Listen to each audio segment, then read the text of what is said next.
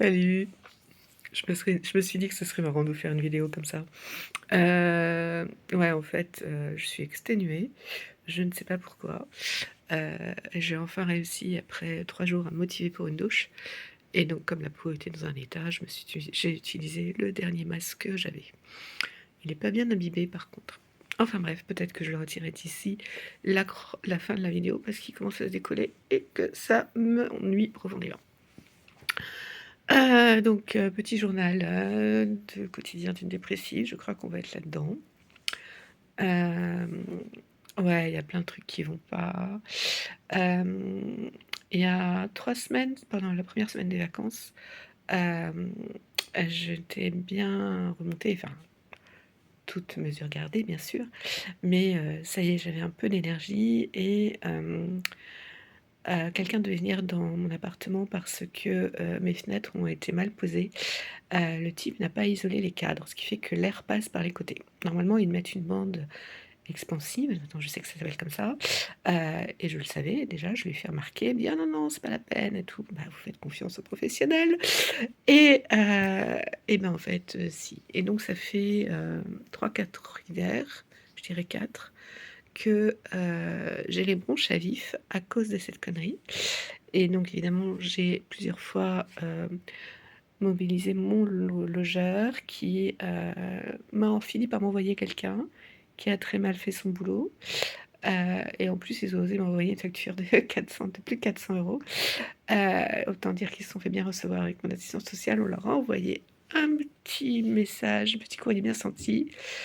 Finalement, heu, mon bailleur bon je retire, ça m'embête. Mon bailleur, a m'en a fait cadeau, heureusement. Bref. Donc là, j'y repense.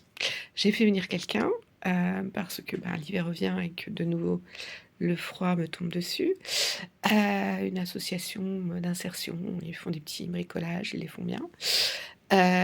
Sauf qu'ils me disent: «Mais non, on peut pas y toucher», parce que moi j'aurais voulu qu'ils démontent les fenêtres, qu'ils mettent la bande, et puis après le joint de finition.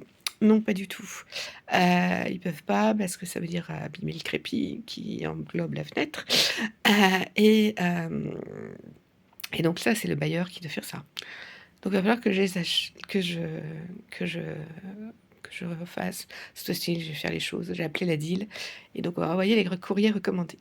Entre temps, le lendemain, il y a des travaux à faire dans la cave, donc il fallait qu'on déplace, tout ce qui a empêché, les ouvriers d'atteindre un mur du fond sur l'extérieur.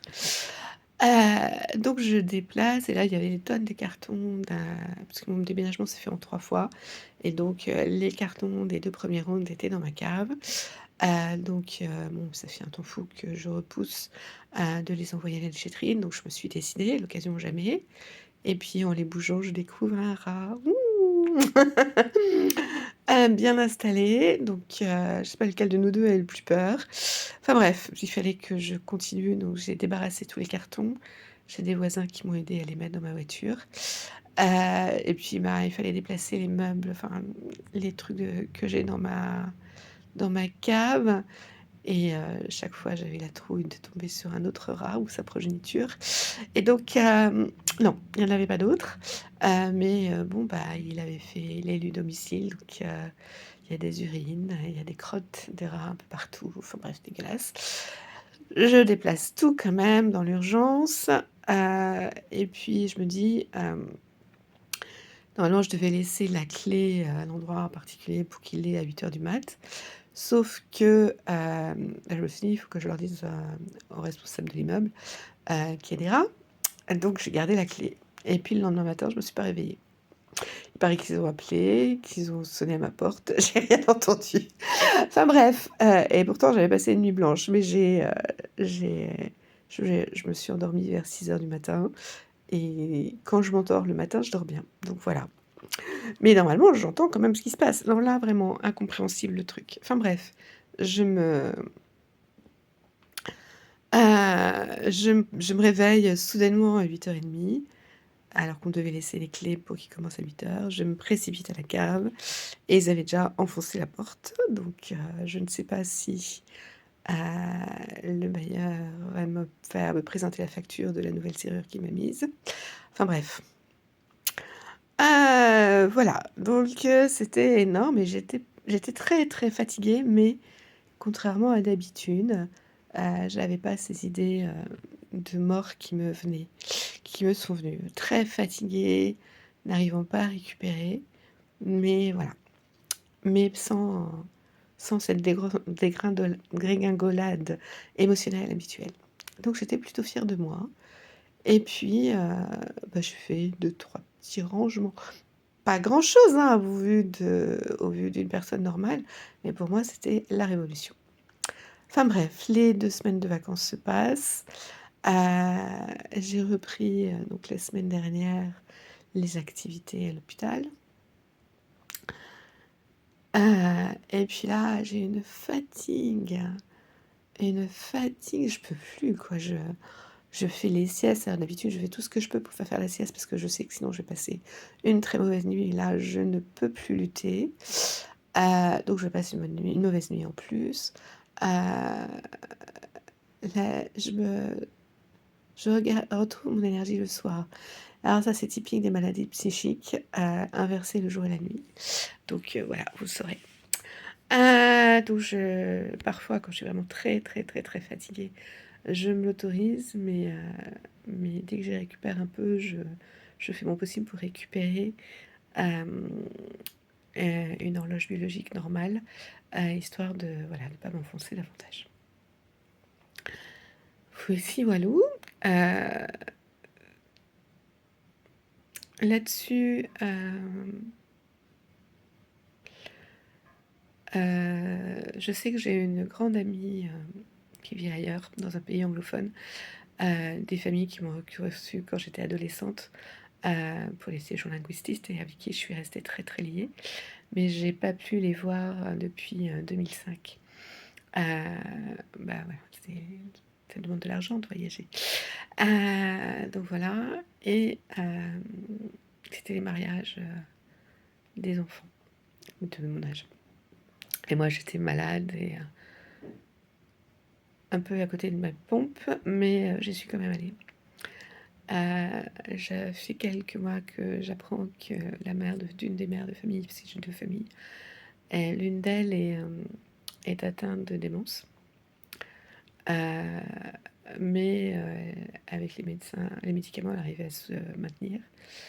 Sauf que là, j'ai eu sa fille qui, dont la belle dont la fille, donc la petite fille, va venir à Paris pour ses études, pour quelques mois et donc il me demandait des tuyaux et là, elle me dit: «Ouais maman, ça va plus du tout», elle nous reconnaît encore, mais pour tout le reste, elle peut plus rien faire toute seule, ce qui me brise le cœur.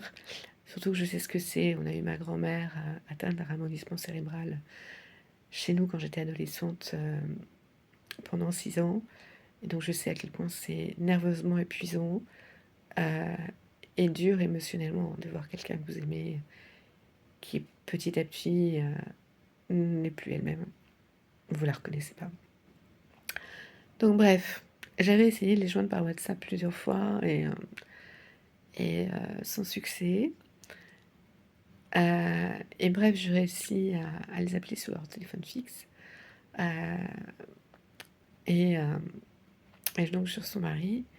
Donc je lui parle de la méthode France Guillain, qui me fait du bien. Certes, j'ai pas encore récupéré toutes mes facultés, je suis pas sortie de la dépression, mais depuis le mois d'août, j'ai déjà plus, ce désir de mort permanent qui me tombe dessus, dès que, il me manque 1 heure de sommeil, quoi.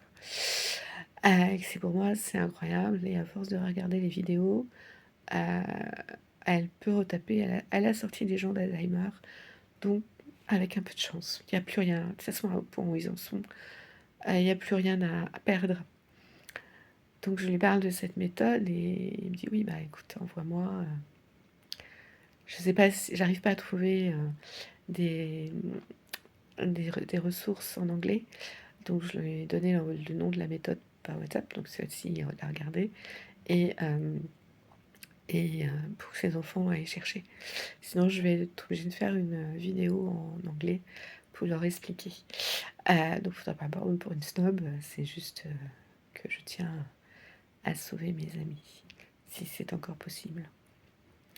Donc voilà, et puis il me rappelle le soir avec, son épouse et il me la passe et elle me dit avec une voix d'enfant, «Oui, là, je suis assise sur la table, je suis en train de regarder la télévision». Et je lui demande: «Bah, est-ce que ça vous plaît?» Elle pouvait même pas me répondre. Hem, donc son mari a repris et puis bon, voilà, quoi. La conversation s'est arrêtée vite. Ah, ça vous brise le cœur.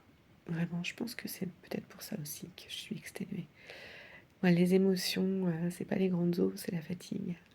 Donc je pense que ça en fait partie.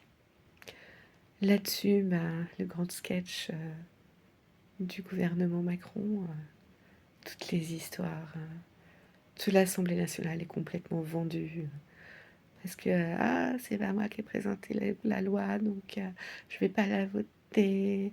Ah là là, ils ont 5 ans, ils sont encore au bac à sable, mais ils jouent avec la nation. Ils sont en train de voter le budget et «Ah, on va bientôt plus pouvoir payer les hôpitaux». Du coup, «Oui, est-ce que vous allez pouvoir payer l'AH?»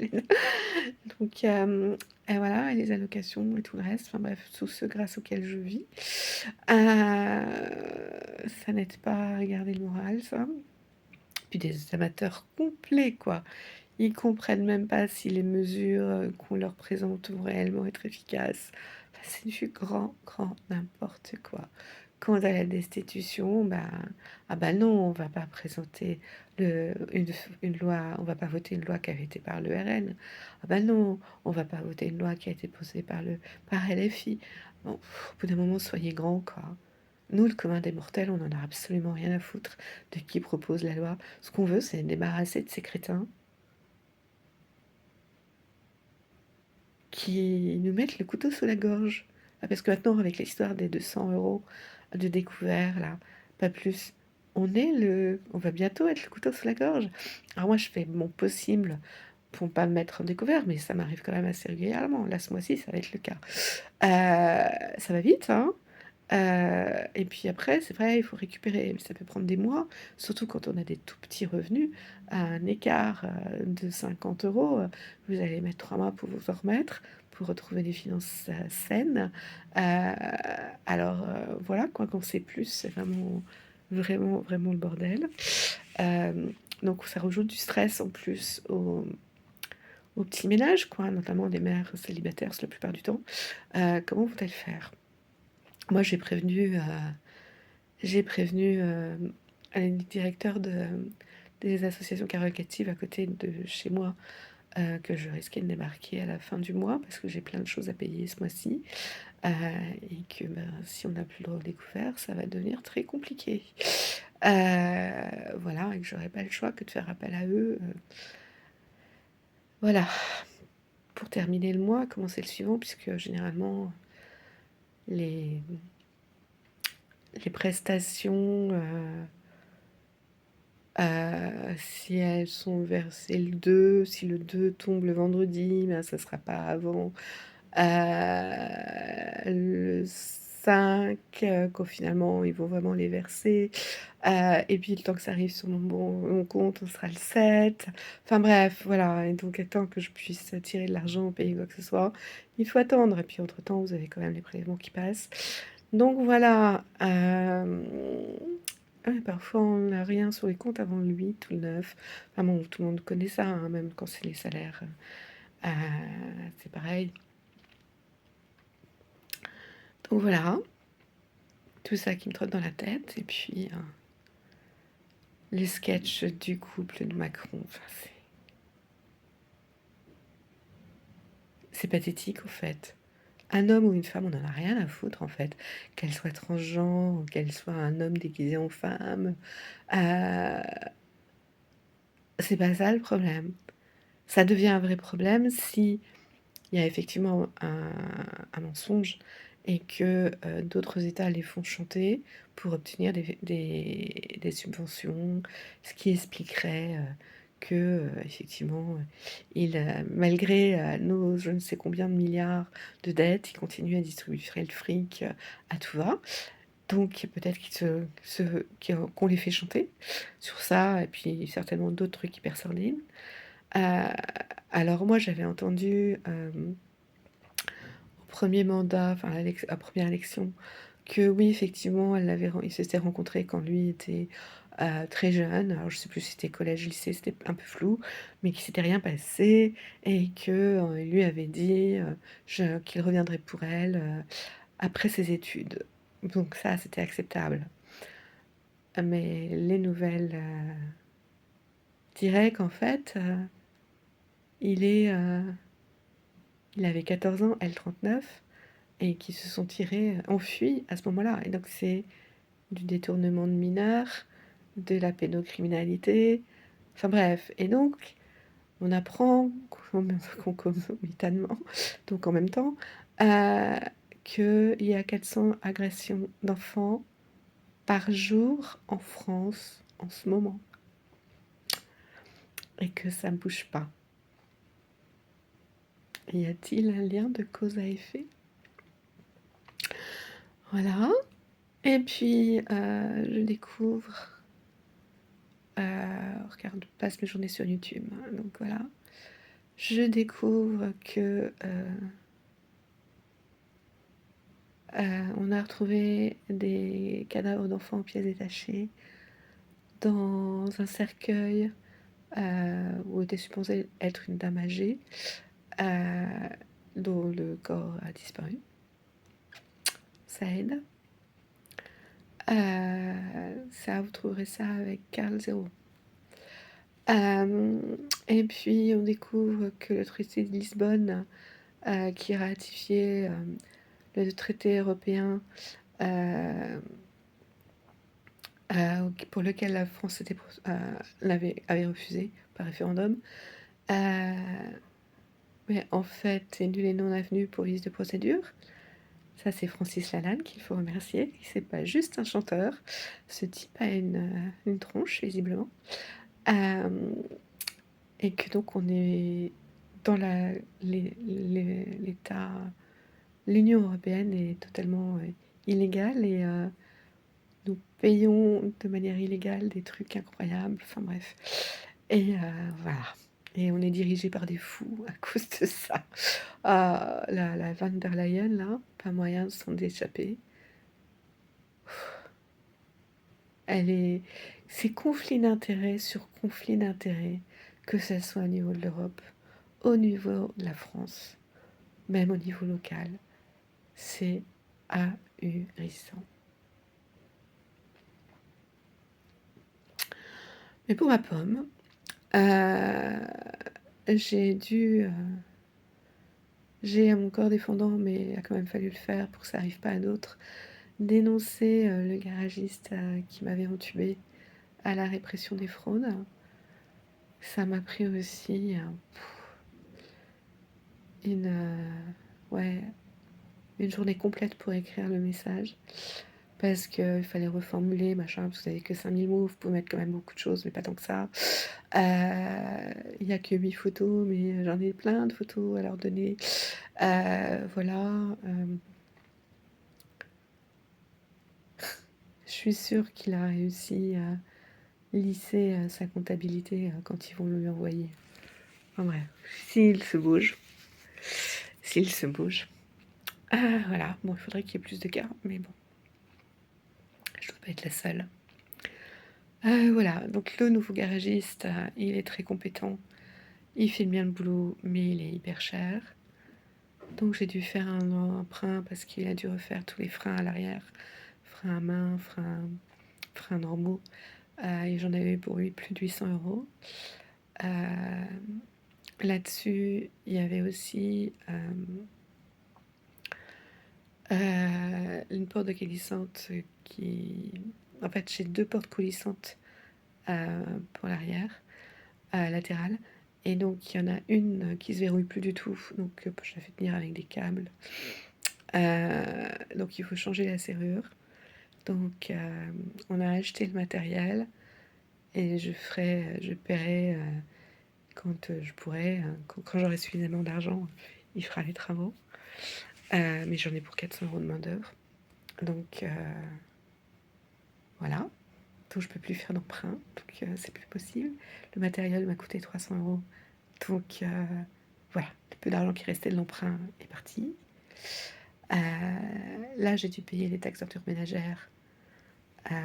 C'est 43 € de moins. Là, les croquettes, il faut que je renouvelle. Je prends des bonnes croquettes histoire qu'il ait une nourriture équilibrée parce que ce que vous achetez en supermarché. Enfin bref, il y a beaucoup de cancers chez les animaux. Voilà. Diabète et compagnie, parce que si on leur donne une nourriture équilibrée, il n'y a pas de problème. Mais il faut que ça soit, du coup, une nourriture de qualité que vous ne trouvez pas partout. Mais là, j'en ai pour 90 €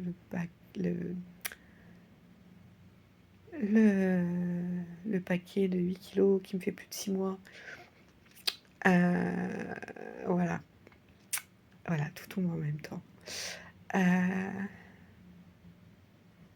Voilà. Et puis, le bailleur nous envoie les charges de 2023 et on tombe tous des nues parce qu'on est tous, nous font tous payer des sommes incroyables.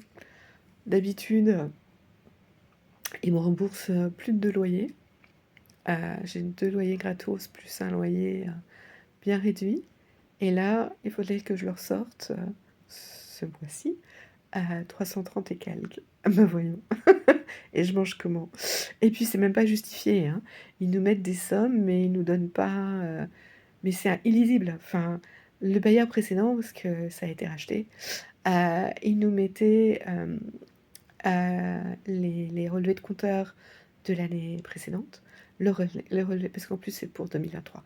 Donc il nous aurait mis le relevé de compteur de 2022, le relevé de compteur de 2023, la différence, le prix à l'unité, mètre cube, pour l'eau chaude par exemple, ou pour l'électricité, des communs, enfin, ou pour, voilà. Ils nous mettent le prix à l'unité, le calcul. Et puis après, il nous dit, vous avez versé tant, parce que c'est prélevé tous les mois, la différence, et soit on reverse, soit il nous redonne. C'était très clair, c'était limpide. Et puis en fait, ça fait depuis que les nouveaux ont racheté, c'est le flou artistique. Alors tant qu'il nous est que de redonner de l'argent, tout va bien. Mais là, ils nous demandent vraiment beaucoup d'argent. Parce qu'en fait, puisque j'avais à peu près plus de 500 € qui m'offraient à chaque fois de trop perçus, là, ils me demandent 340 €. Ça fait 840 € d'augmentation des charges, soi-disant parce que l'électricité a augmenté. C'est un peu beaucoup quand même, hein. Mais il y en a, ils doivent payer 800 € ou plus, des personnes seules. Alors moi, je me prends des douches froides dès qu'il fait beau. Je n'utilise l'eau chaude que pour la douche et éventuellement me laver les dents quand elle est vraiment tellement froide que ça me fait mal en hiver. Et tout le reste, je le fais à l'eau froide. Et à cause de ma maladie, là ça va mieux, je me douche plus souvent. Mais de 2020 ouais, jusqu'à l'année dernière, c'était rarement plus de 2 douches par semaine. Donc je vois vraiment pas comment ils peuvent justifier ça. Ouais, je suis pas fière, hein. Je comprends pas. D'habitude, c'est ma douche tous les jours, il n'y a pas à discuter. Enfin bref, voilà.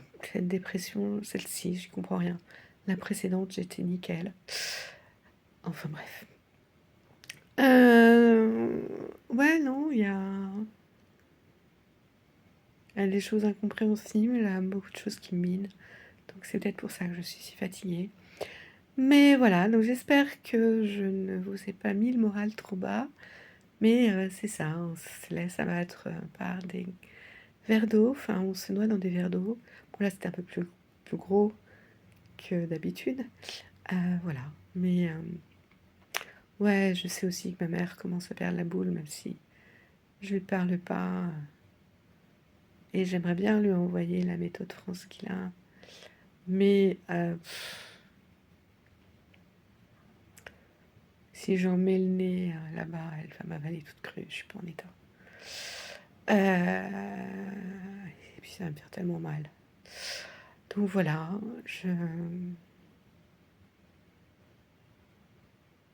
encore un dilemme.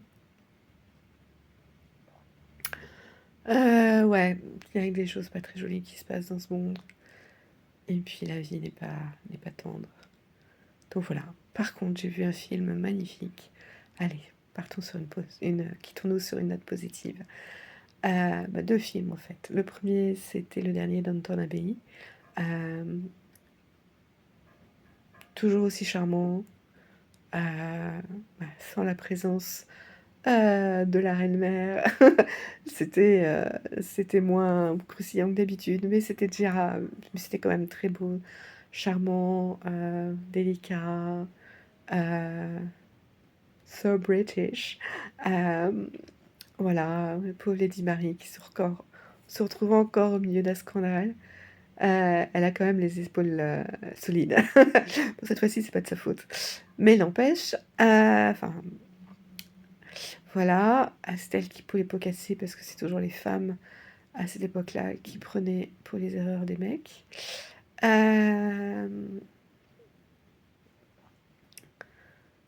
Oli voilou. Et puis le deuxième que j'ai vu donc dimanche, c'est le film Sacré-Cœur. Alors je sais que ça a bouleversé beaucoup de monde. Ça n'a pas vraiment été mon cas parce que je suis dedans depuis très longtemps. Quand même, l'histoire du Salvador, c'est quand même grand.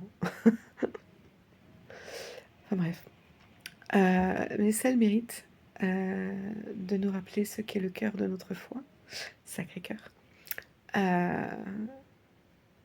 Et de remettre les choses à plat, parce que parfois on ne sait plus trop où on en est. Non, et ça, c'était très bien.